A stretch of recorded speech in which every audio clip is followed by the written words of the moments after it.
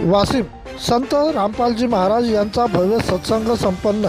Washim Mahatma Phule lawn येथे संत रामपालजी महाराज यांचा भव्य सत्संगामध्ये त्यांनी सत्संगाच्या माध्यमातून जीवनाचा मुख्य उद्देश काय, माणूस कुठून आला व कुठे जाणार, माणूस हा जन्म मृत्यूच्या फेऱ्यामधून कधी मुक्त होणार, ह्या सत्संगाची की आधी बड़ी तबके बरस हजार तो भी बराबर है नहीं कहे कबीर विचार, अशा प्रकारचे कबीर दोहांचे अर्थ समजावित असल्याचे समाजाला सांगितले। त्याच प्रकारे जी न्यूज प्रतिनिधी शेलू बाजार गणेश पाटील बोथे यांनी काही भक्तांच्या प्रतिक्रिया सुद्धा घेतल्या होत्या। प्रतिनिधी गणेश पाटील बोथे। नमस्कार, काय नाव आपलं? माझं नाव गजानन श्रीराम गोपाळ. कुठून आले आपण? मी राहणार कासोळा, तालुका मंगरुळपीर, जिल्हा वाशिम येथून आलो. कशासाठी आले तुझं?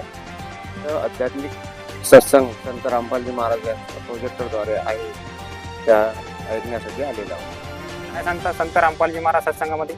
संत रामपालजी महाराज ब्रह्म विष्णुमय दुर्गादेवी यांची भक्ती कशी करायची, आपल्याला मोक्षाचा मार्ग कसा मिळेल हे शास्त्रप्रमाणे भगवद्गीतेनुसार सांगतात. आम्ही ऐकलंय की संत रामपालजी महाराज ब्रह्मा विष्णू महेश यांची भक्ती सोडवतात किंवा यांची निंदा करतात.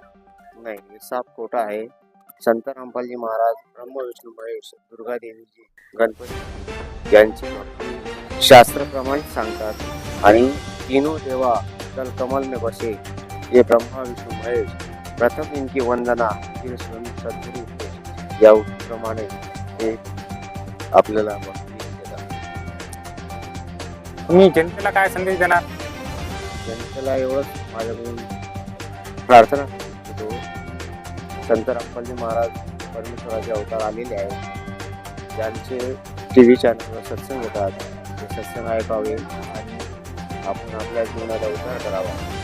संत रामपालजी महाराज यांची दीक्षा घ्यायची असल्यास कसे कॉन्टॅक्ट करू शकतात? संत रामपालजी महाराजांची दीक्षा घेण्यासाठी खूप सोपा आणि सरळ आहे. तर म्हणजे प्रत्येक जिल्ह्यामध्ये संत रामपालजी महाराज यांचे नामगान खुललेले आहे आणि संत रामपालजी महाराजांच्या साधना चॅनलवर संध्याकाळी 7:30 ते 8:30ला सत्संग चालतो. त्या सत्संगाच्या खाली नंबर फ्लॅश होतात.